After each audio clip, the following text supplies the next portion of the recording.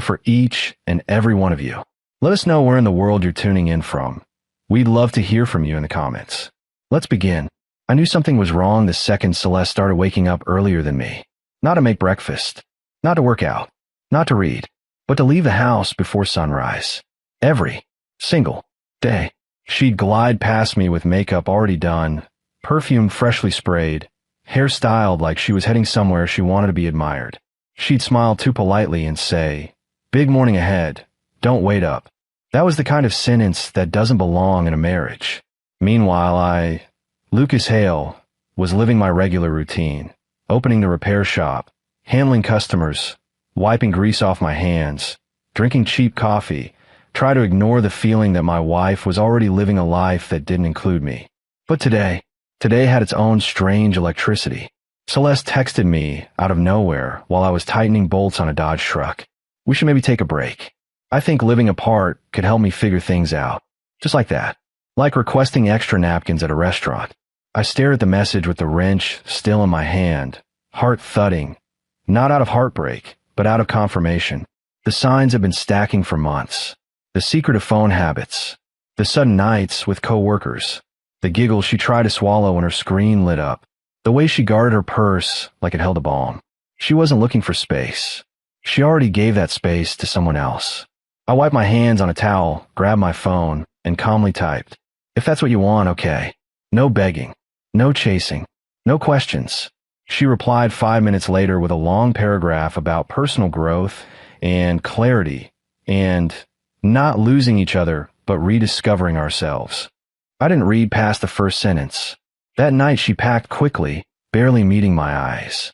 She said it would only be a little while, but the way she avoided touching me said otherwise. Then she left our home with a suitcase full and a heart already empty. But here's the twist she didn't expect. While she was leaving me for clarity, I had already begun gathering the truth. Her best friend, Jenna, had quietly told me something 2 weeks earlier, something she felt guilty keeping to herself.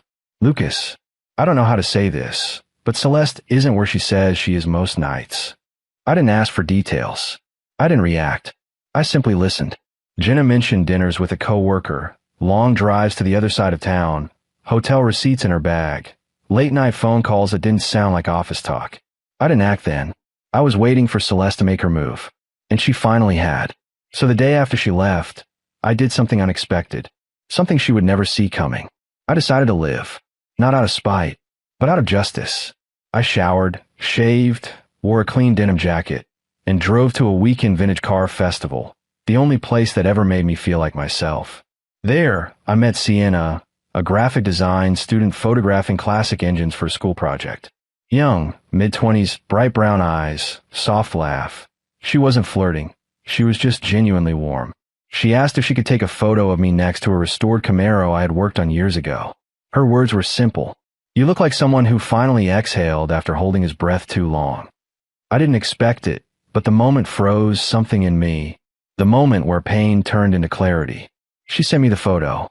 I posted it. A normal picture. No woman leaning against me. No captions. Just me smiling. A real smile Celeste hadn't seen in a long time. I didn't expect chaos. But 20 minutes later, my phone began buzzing nonstop. Calling. Celeste. I ignored it. She called again. Then again. And again. Finally, I picked up. Her voice didn't sound calm this time. It sounded cornered. "Lucas, who is that girl in your picture?" But what she really meant was, "How dare you look happy without me? How dare you move on faster than I planned?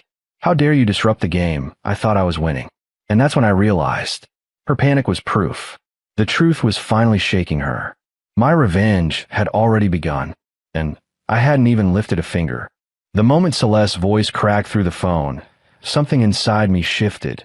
Not satisfaction, not triumph, but a cold, steady certainty.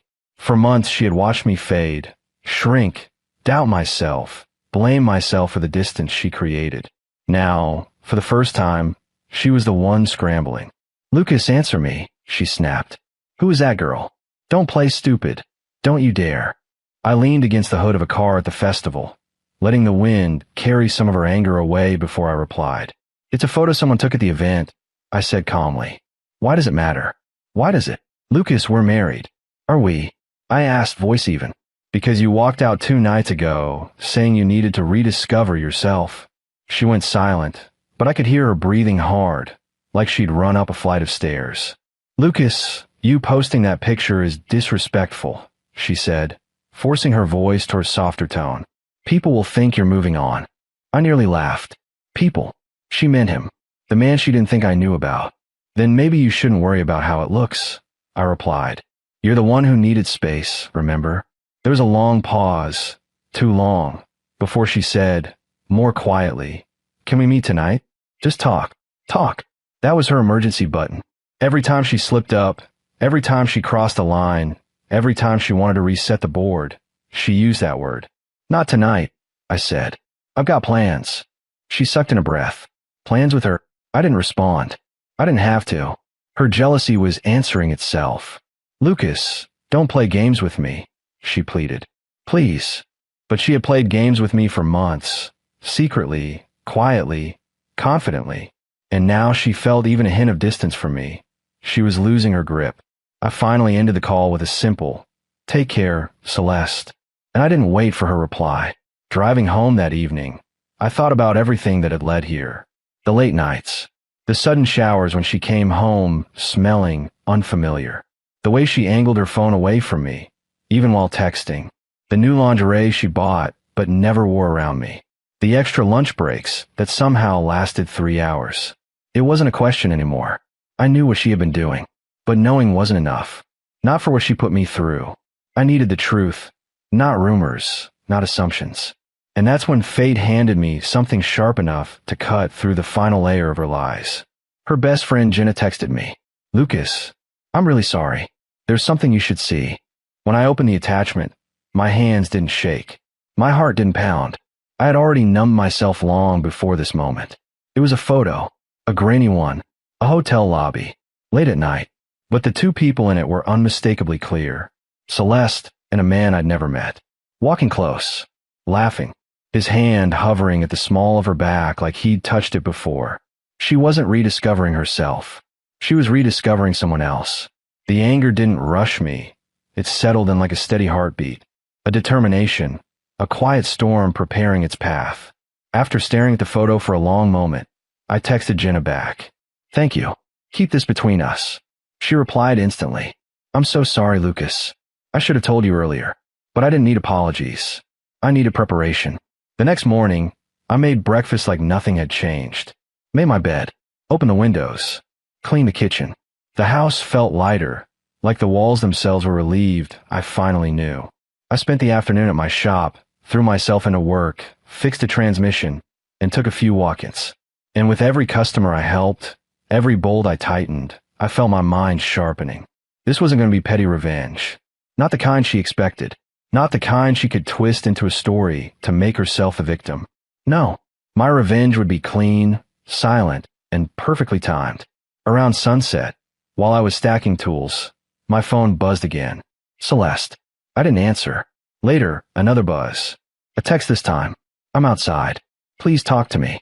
I walked out into the warm glow of the fading day and found her standing by her car, arms crossed, eyes puffy from crying, or pretending to. She took 2 steps toward me, her voice cracking like she was on the verge of breaking. Lucas, please, can we fix this? I looked at her for a long moment. She didn't seem like the confident woman who walked out days earlier. She didn't seem like the woman giggling over texts that weren't mine. She didn't seem like the woman in that hotel photo. She seemed cornered. Why now? I asked quietly. Why are you suddenly so desperate to fix things? Because I don't like seeing you with someone else. There it was. The truth wasn't that she loved me. The truth was that she didn't want me to have what she was taking for herself. You didn't seem to mind living apart, I said. That was different, she snapped. I needed clarity. Did you find it? I asked. Her throat bobbed. She didn't answer. And that's when her phone lit up. A name flashed across the screen. Not feminine. Not family. Not work-related. But masculine. And far too familiar. The same name Jenna had mentioned. The same man from a photo. And Celeste didn't realize I saw it. But this time, I didn't react. I didn't ask. I simply stepped back and said, we'll talk another time. Then I walked inside and closed the door. Not loudly. Not dramatically. just firmly enough to let her know she no longer dictated the pace. Behind that door, she was still calling my name, her voice cracking into panic. But she didn't know, not yet, that the real revenge was already in motion. And when it hit, she would never see it coming. The night I closed the door on Celeste, I didn't sleep. Not because I was hurting, but because I finally had clarity sharper than any truth she had ever given me. Her lies weren't guesses anymore. They were confirmed, visible, documented. But revenge, true revenge, requires patience. So while Celeste paced outside my house, calling my name like suddenly she cared, I walked deeper into the living room and sat down with the hotel photo Jenna sent me earlier. There she was, my wife, laughing like she hadn't laughed with me in a long time, standing close to a man who clearly knew how to hold her attention.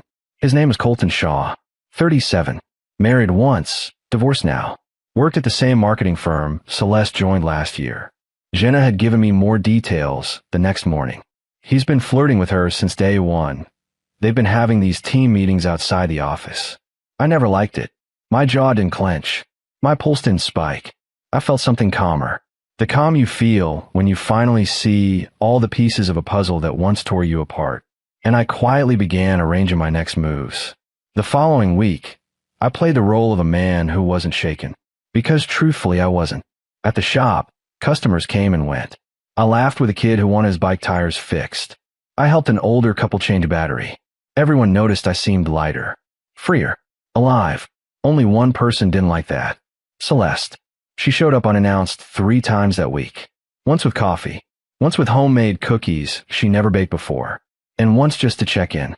Each time, I kept the conversation short, polite but distant, and the more I pulled away, the more desperate she became. On the 4th visit, she found me adjusting the hood of a pickup and whispered, "Lucas, I made a mistake. I didn't look at her. I didn't give her the relief of eye contact. Mistakes are things you accidentally do," I said calmly. "Yours were choices." She blinked fast, fighting tears. When I didn't comfort her, she exhaled shakily and tried a different tactic. "Look, you're hurting, okay? I get it. But this photo you posted, this girl you're entertaining, can you stop for a second and think about how it affects us?" That word again. Us. The us. She abandoned the moment someone else held her attention. "There is no us right now," I replied. "You chose that." Her lips trembled. "You're punishing me." "No," I said, wiping my hands with a cloth. "I'm learning." And with that, I walked past her. Her voice cracked behind me. "Lucas, please. I'm trying." But she wasn't trying for love. She was trying for control. She wanted the version of me who waited at home while she played with her freedom. She wanted the man who swallowed doubts. She wanted the husband she could return to after tasting attention elsewhere. But that man didn't exist anymore. A few days later, life handed me the perfect opening. I was at the register in my shop when a woman walked in, mid-30s, sharp features, business casual attire, and confidence in her stride. "Are you Lucas Hale?" she asked. "Yes, ma'am. I'm Ava Shaw," she said, adjusting her purse. "Colton's sister." Now that got my attention. She explained everything quickly.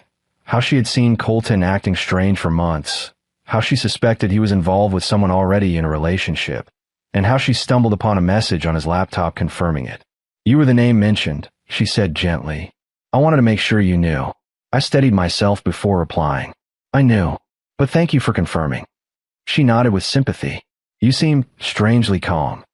"I decided not to bleed for someone who isn't worth it," I said simply. A faint smile touched her face. "Good, because you deserve someone who actually chooses you." Then Ava did something unexpected. She handed me a folder. Inside were screenshots, messages, plans, reservations, meetups, everything I would need, not to confront Celeste, but to let her confront herself. "This is yours to decide what to do with," Ava said. "But be careful. Colton doesn't handle being exposed very well." I thanked her and walked her out. And that night, sitting alone at the dining table, I knew exactly how my revenge would unfold. Not loud, not messy, not with shouting, accusations, or drama, but with precision. 2 days later, I finally texted Celeste. "We should talk. Thursday, 7 p.m. Her response came in seconds. Yes, I'll be there. Thank you, Lucas." but she didn't know what she was walking into. Because I didn't choose the house. I didn't choose a restaurant. I didn't choose somewhere private where she could twist the story. I chose her favorite park, the same one where she'd once said she loved honesty and open skies. Ironically fitting, when she arrived, she rushed toward me like she expected an embrace. I didn't move. She froze at the distance I kept between us. "Lucas, what's wrong?" she whispered. I held her gaze with a calm, emotionless clarity. "You want the truth?" I asked. She nodded quickly. "Yes, anything. Just talk to me." I reached into my jacket pocket, pulled out the first photo, the hotel lobby. Her face drained of color. Then the screenshots, reservations, messages, hotel plans, everything. Her hand flew to her mouth. She staggered back a step. "Lucas, I can explain." "No," I said quietly. "You can't." She tried again. "It wasn't what it looked like." "It was exactly what it looked like," I replied. Seeing her crumble wasn't satisfying. What was satisfying was the silence that followed. The silence of truth finally standing between us. Then I said the words she never expected to hear. "Celeste, I'm done being the man you hurt, but I'm not here to fight you." Her eyes widened in confusion. "What do you mean?" I took a small breath. "I mean, the real consequence is coming. Not from me. From the people you lied to. From the life you tried to juggle. From the man you trusted too much. Because the next step of my revenge, the part she never saw coming, was already moving toward her. And when it arrived, she wouldn't be ready."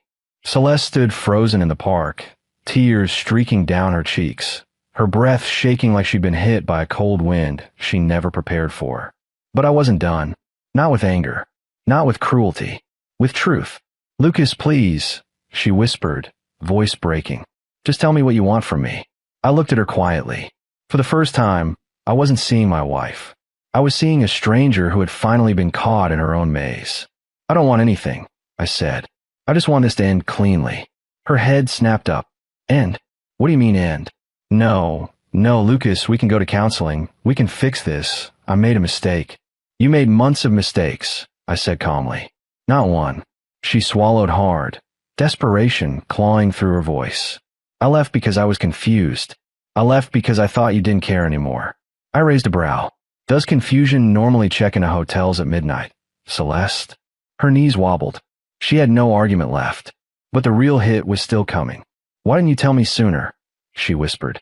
"Why didn't you confront me then?" "Because I wanted you to tell the truth on your own," I said. "You didn't." She shook her head, wiping tears with shaking hands. "I'm sorry. I'm so sorry. Please, Lucas, don't do this. Don't leave me." And that's when the final piece of my plan walked into the park. A man's voice called out from behind her. "Celeste." She spun around, and her whole body went stiff. Colton, standing 20 feet away, shoulders tense, breathing uneven. Ava must have told him something, or maybe Celeste herself had panicked enough to call him earlier. Either way, he was here, exactly as expected. Celeste panicked. "Colton, why are you? This isn't Lucas. I swear I didn't tell him to come." She was unraveling, and neither of us had said a word. I remained silent. Colton walked closer, eyes darting between us, jaw tight. "Is this what you wanted?" he said to her. "Dragging me out here?" "Me," she snapped. "You followed me." They were scrambling, blaming each other, exposing themselves without me lifting a finger. Colton turned toward me. "Look, I'm sorry, man. I don't want any trouble."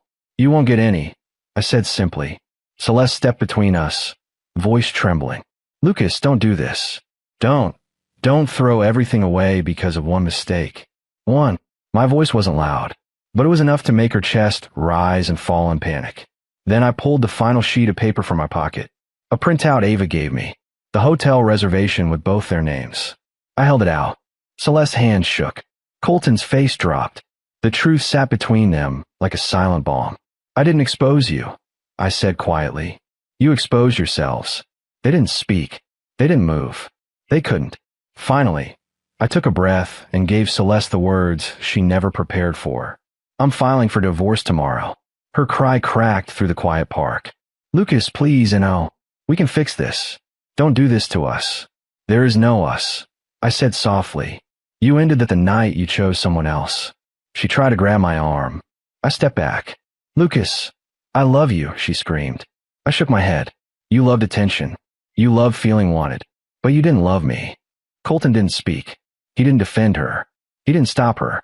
He simply walked away, leaving her exactly the way she left me. Alone. I turned and walked toward my truck. Celeste's sobs echoed behind me, but they didn't pull me back this time. Because the truth was simple. My revenge wasn't the photo, or the silence, or the confrontation. It was letting her lose everything she took for granted. And the moment I drove away, I felt something I hadn't felt in months. Freedom. Not the kind you chase. The kind you finally reclaim.